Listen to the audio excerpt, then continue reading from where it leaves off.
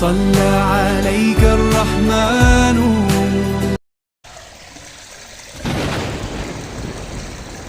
Baginda Rasulullah bertanya kepada para sahabat, adakah di antara kalian yang tahu siapa manusia yang paling mulia di sisi Allah?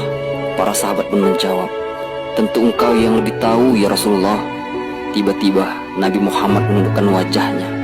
Tiba-tiba Rasulullah menangis di hadapan para sahabatnya. Lalu para sahabat bertanya, mengapa engkau menangis ya Rasulullah? Sambil terisak baginda Rasulullah berkata, wahai saudara-saudaraku, tahukah kalian siapa yang mulia itu? Mereka adalah manusia-manusia. Mereka akan lahir jauh setelah aku wafat nanti. Mereka begitu mencintai Allah. Dan tahukah kalian, mereka tak pernah memandangku. Mereka tak pernah melihat wajahku. Mereka tidak hidup dekat denganku seperti kalian, tapi mereka begitu rindu kepadaku. Dan saksikanlah wahai sahabatku semua, aku pun rindu kepada mereka. Mereka yang mulia itu, merekalah umatku. Umatku. Nabi Muhammad pun meneteskan air mata dan semua sahabat menangis. Kisah Syaqiq al-Balkh dan Harun al-Rashid yang menyentuh hati. Dalam perjalanan menuju Makkah untuk menunaikan ibadah haji, Syaqiq al-Balkh singgah di kota Baghdad. Kabar tentang kedatangannya sampai ke telinga Khalifah Harun al-Rashid. Sang khalifah pun memerintahkan agar Syaqiq dihadirkan ke istana. Saat berhadapan dengannya, Harun bertanya, apakah engkau Syaqiq al-Balkh, si pertapa dari negeri Balkh? Syaqiq menjawab tenang, benar, aku Syaqiq al-Balkh, namun aku bukanlah seorang pertapa. Harun pun berkata, jika begitu, berilah aku nasihat. Syaqiq memulai, Allah telah memberimu kedudukan seperti Abu Bakar, yang penuh kejujuran dan kesetiaan. Maka bersikaplah jujur dan setia.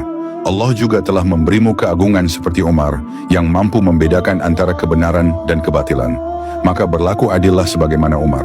Allah menganugerahkan kepadamu keagungan Utsman, yang hidup sederhana dan penuh kemuliaan.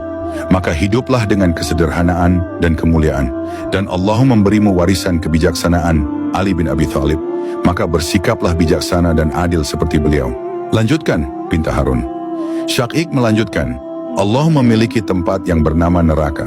Dia menjadikanmu penjaga pintunya dan menyerahkan padamu 3 alat, kekayaan, cambuk, dan pedang. Dengan kekayaan, tolonglah mereka yang membutuhkan. Dengan cambuk, luruskanlah yang menyimpang dari perintah Allah. Dan dengan pedang, tegakkanlah keadilan terhadap pelaku kejahatan. Jika engkau mengabaikannya, engkau bukan lagi penjaga neraka, tapi pemimpinnya. Teruskan, kata Harun lagi, engkau seperti telaga dan rakyatmu seperti sungai yang mengalir darinya. Jika telaga itu jernih, maka sungai-sungainya pun akan jernih. Namun jika telaga itu keruh, bagaimana mungkin aliran sungainya menjadi bening? Lanjutkanlah lagi, kata Harun. Syaqiq menatap sang khalifah dan berkata, bayangkan engkau kehausan di padang pasir, lalu seseorang menawarkan seteguk air. Berapa yang akan engkau bayar? Berapapun yang ia minta, jawab Harun. Bagaimana jika ia menuntut setengah kerajaanmu? Aku akan menerimanya, jawab Harun. Setelah engkau minum, ternyata air itu tak keluar dari tubuhmu. Engkau merasa akan mati.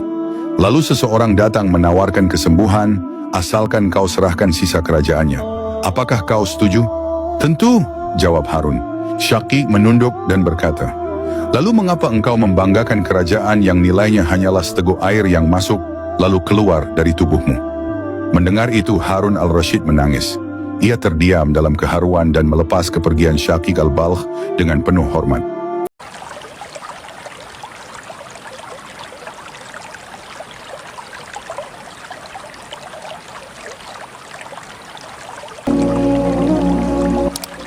Di pagi Uhud yang sunyi, Nusaybah duduk di depan tenda. Tangannya menggulung perban, memeriksa kantong air. Ia tak pernah diminta ikut perang, tapi hatinya terlalu rindu untuk diam. Kalau Rasulullah terluka, siapa yang akan membersihkannya?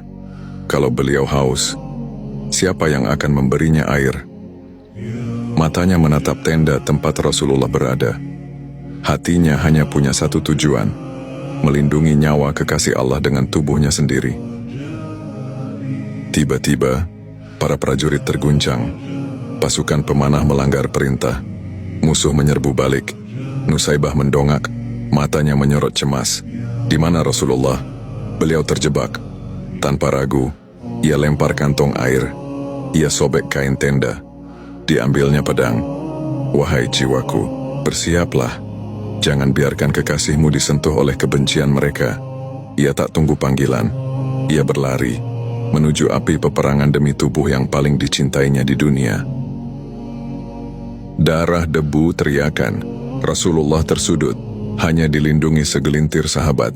Lalu muncullah Nusaibah, seorang wanita, bukan tentara, berdiri di antara nabi dan musuh. Kalau kalian ingin menyentuhnya, lewati tubuhku lebih dulu. Ia menangkis pedang, menebas tombak. Luka menembus kulitnya, tapi hatinya tetap kokoh. Rasulullah melihatnya dan berseru, "Dimanapun aku menoleh, aku melihat Nusaibah berperang membelaku." Tapi Nusaibah tak mendengar pujian itu.